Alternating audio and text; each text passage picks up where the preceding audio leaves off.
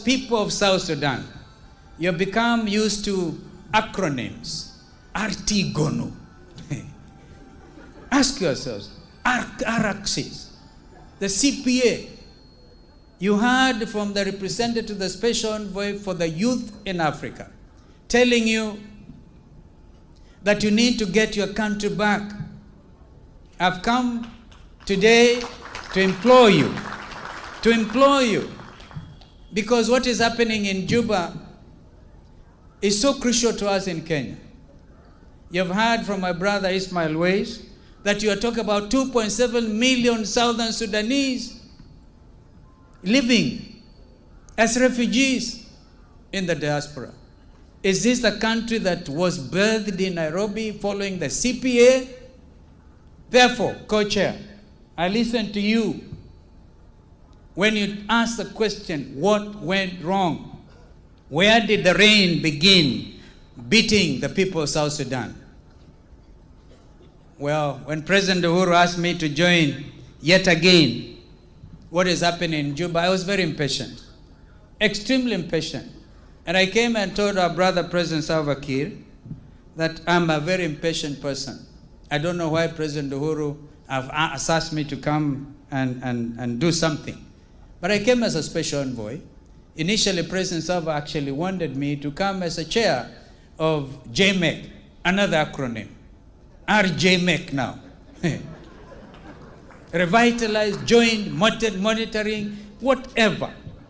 Please, let's get rid of these acronyms. People of South Sudan, we love you. This is your country. Put your act together.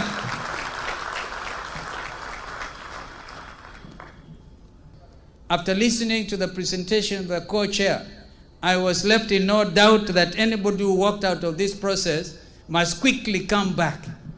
Come back in the name of this great nation. And I implore my friend and brother, Dr. Riek Machar and IO, to always place the interests of the country before self. That is, I'm coming to mention that to you. A great person. But you also heard very interesting things, that if I was to come from Kenya and want to take part in elections in this country, I must start a militia group. For goodness sake, this is the wrong way to start in a democracy. Excellencies, distinguished guests, people of South Sudan, a good idea makes room for an even better and greater idea. The national dialogue process is itself not conclusive and will not achieve a perfect outcome. Clearly it can't. And that's why I'm saying IO, and not just IO. Those in Rome, can you imagine people out there, the St. Egidio group, wonderful Catholic team. They worked with some of us when we were trying to help our brothers in Mozambique. Selfless. But surely, can't we get this resolution or whatever is outstanding back here at home? I therefore think that Rome should also feel that they are also included in this process. Let them feel that they can come home anytime. In Kenya, we have had a constitution that we inherited from the colonial government. And as years went by, we finally promulgated our own generic constitution, famously known as Constitution 2010. Between 1963 and 2010, we have made many constitutional amendments. Key among them was the transitioning from a one-party state to a multi-party democracy. We repealed then what was Section 2A of our constitution. And then we promulgated in 2010, President Kibaki, with a lot of pomp and circumstance, the whole region coming, inaugurated a new constitution. When the nation was under the terms of that constitution, devolved into 47 counties and created the positions of governor.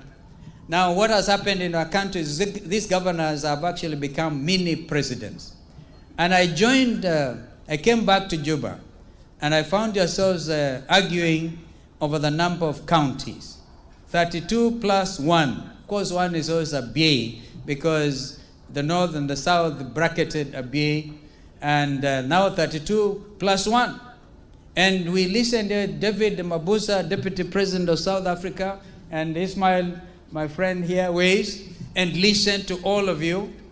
I had today 52 political parties. We were not as fortunate. I think we were dealing with a fewer number at one of the hotels here.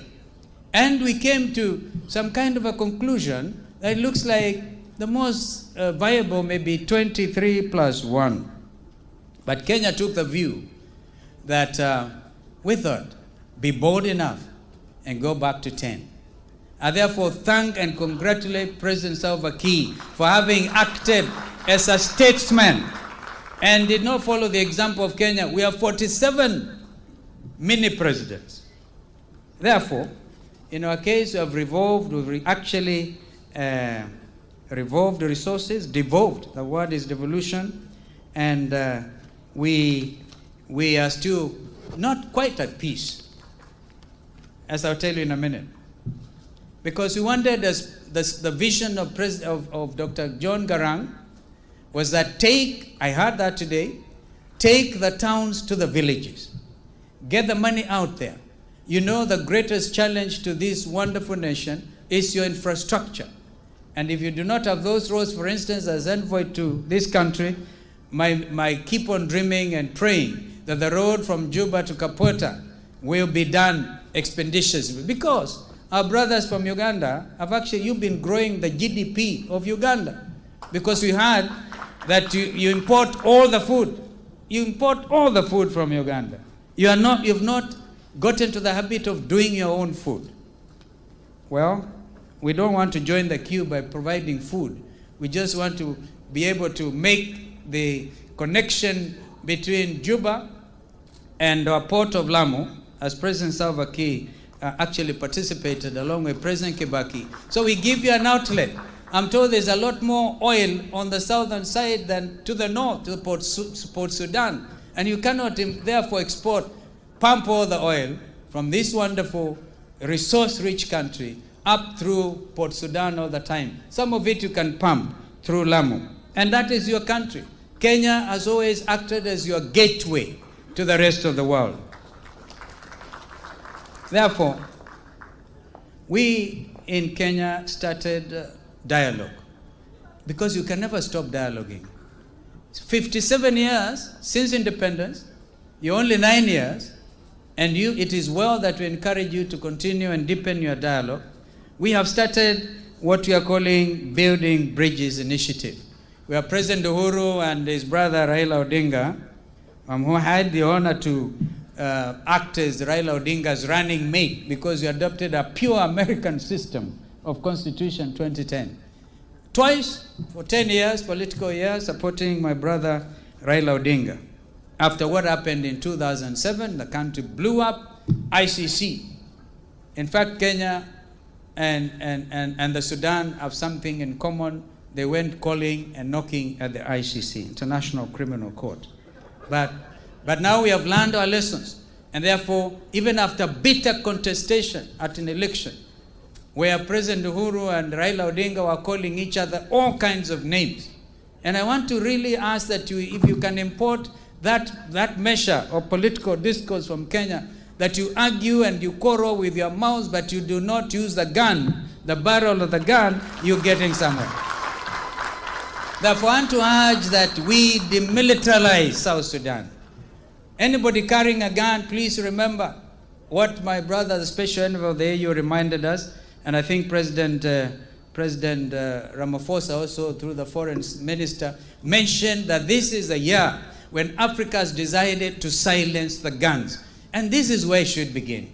This is where it should. So let us determine, as the Kenyans have decided, to argue with their mouths and quarrel, but at the end of it, shake hands and build bridges. You are here to build bridges.